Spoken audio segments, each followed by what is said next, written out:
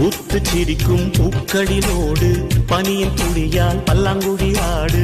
வானம் பொழியும் மழையின் ஷவரில் நாடும் நீராடு.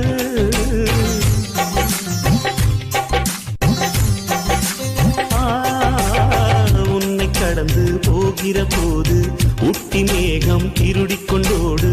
பூவை உடைக்கும் காற்றை போல புகுந்து விளையாடு. இந்த ஜீவிதம் ஆனந்தம் கவலைகள் என்று ஒன்று கிடையாது. வெண்ணிலா தேயலாம் வெளிச்சத்தை வெட்டி கொள்ள முடியாது. மனித ராசி ஒன்றுதான் சிரிக்க தெரிந்தது.